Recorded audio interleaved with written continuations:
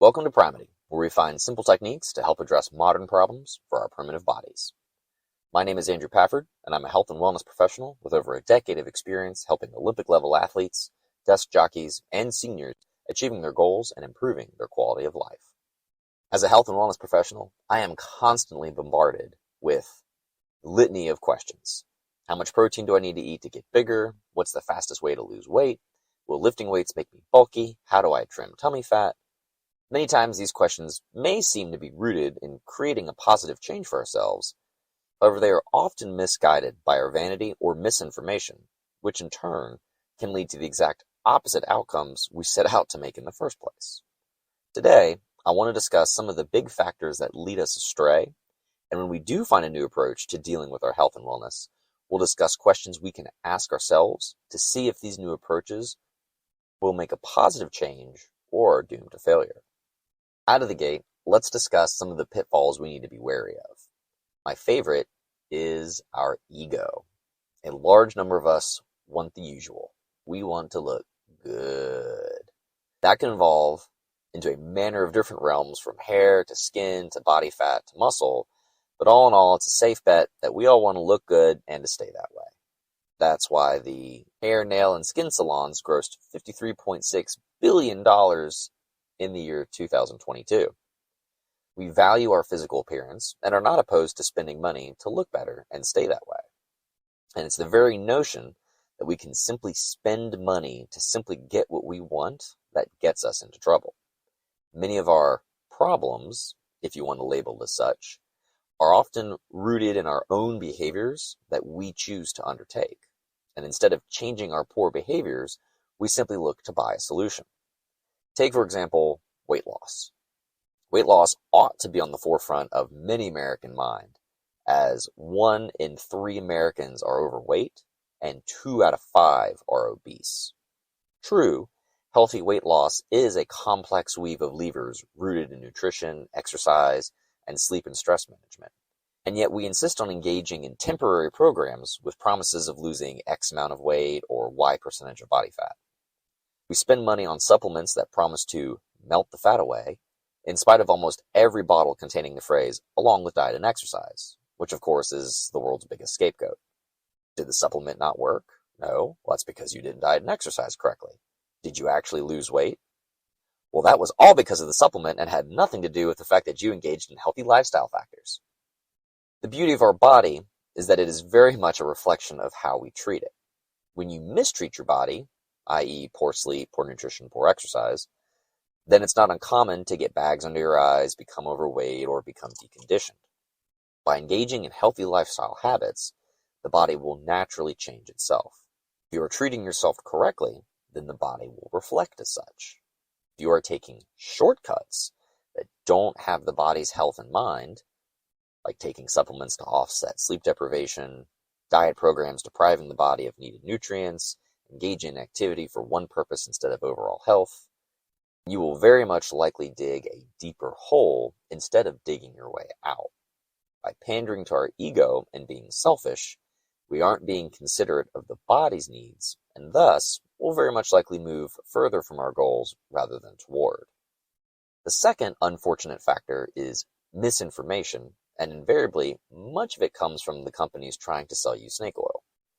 While smaller operations selling supplements and the like might be easier to identify through their cheesy advertising, larger corporations can work their influence to weave some smoke and mirrors that are not as painfully obvious.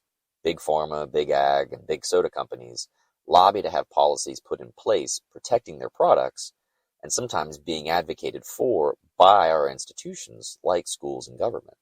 Further, they even work to have sway over science and data. So if the data doesn't back their products or business, then at least it can be used to obfuscate the issue and allow continued operation. Now, without going off on a conspiratorial tangent, the point is supposed to be that there are a lot of forces out there looking to draw money from you without actually providing any true benefit. Our aim is to provide knowledge transfer so that you can leverage tools at hand and strategies that will improve your health and well-being while being beholden to no one. So in that spirit, let's discuss what questions we should be asking when evaluating a new health and wellness strategy. We need to establish that making any change is effectively goal setting. We have desired outcomes: lose weight, gain muscle, improve skin, yada, yada, yada. We need to utilize effective goal setting.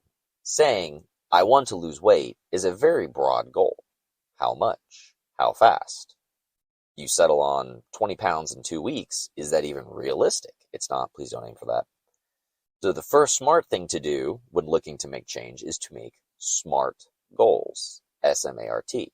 Specific, measurable, achievable, realistic, and time-based.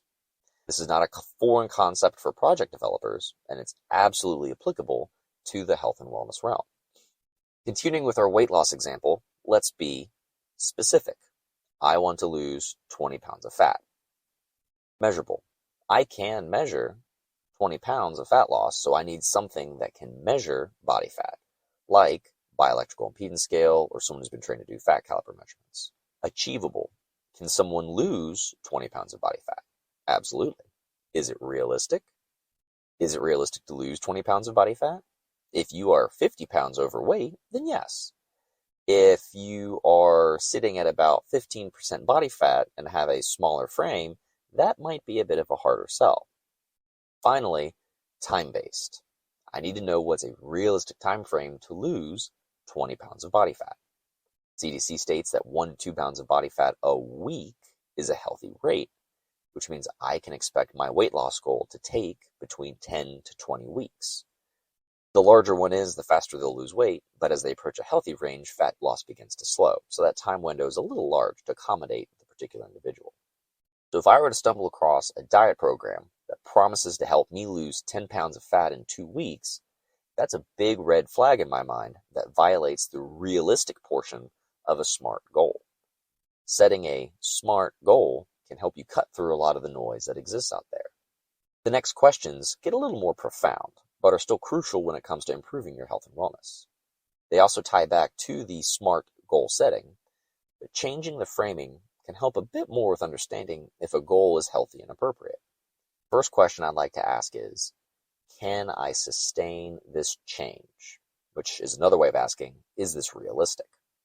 Our bodies take time to change, as in months and years. Going on a 6-week program is almost a blink of an eye. If I have to go on a smoothie-only diet to lose weight for 4 weeks, chances are I'm going to feel like garbage cutting out a good majority of nutrition for some proprietary shake. You may very well lose some weight, but your body will hate you. And when that program is over, you will regain that weight and with interest. So the easy question is this diet sustainable for 6 months, 1 year, a couple years? If the answer is no, then it is not likely safe or appropriate.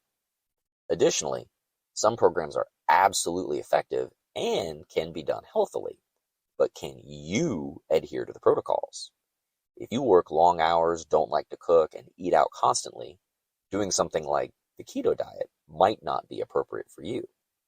In spite of the growing body of research and the many benefits of keto, it demands strict adherence in order to be successful. If you know you strayed from previous programs in the past, can I sustain being on the keto diet might be a nope. As it might beg reiterating, this is why some people have success with certain programs while others don't. It might not be the effectiveness of the program, but the appropriateness of the person's lifestyle that is the determining factor.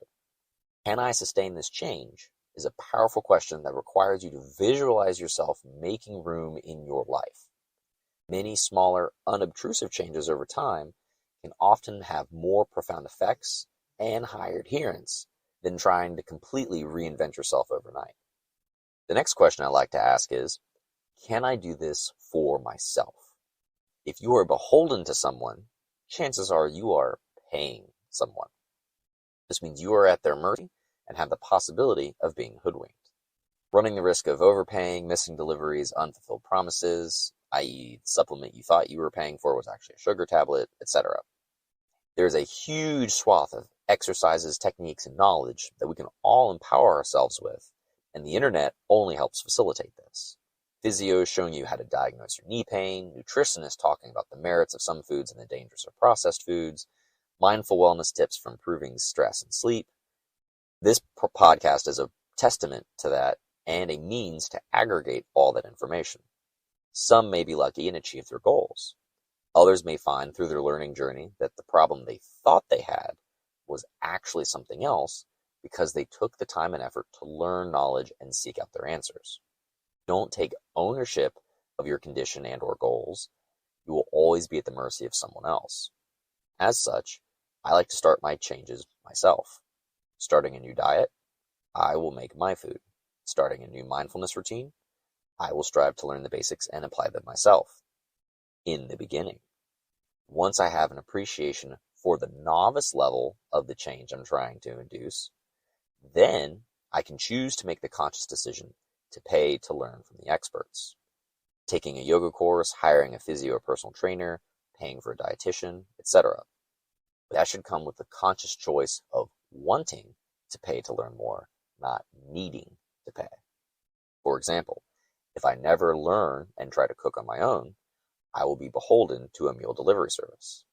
I can make the conscious decision to still hire a delivery service for the sake of exchanging money for time. But if that service does not deliver a meal, I forget to pick it up, they raise their rates, or there's a customer service dispute, I still have the power to make food for myself so that my health does not suffer. If I haven't learned to do it for myself, I am at the mercy of that delivery service. If I'm taking an exercise class that uses proprietary equipment as my only means of physical activity, I am at the mercy of that class. Change to a less desirable instructor, if they raise rates, if they close due to inclement weather, I know I can still stay at home and employ some push-ups, squats, lunges, etc., and my fitness will not be held hostage to an outside party. It's for this reason I encourage people to ask, can I do this for myself? Having a fallback option can prevent regressing, but it can also give you a means to negotiate from a position of strength if necessary. Final question is this effective?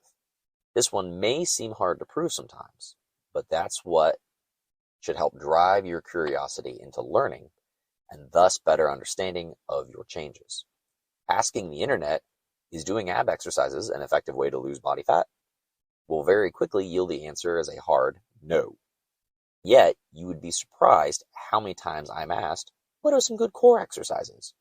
When the person asking is not asking in regards to back pain, posture, or lifting mechanics. Instead of a days-long pursuit to parse through the litany of abdominal exercises, had the question, is this effective, been asked in the beginning, precious time spent searching for and performing ab exercises could have been spared and instead invested in more meaningful interventions. Is this effective is also an essential question in scientific literature.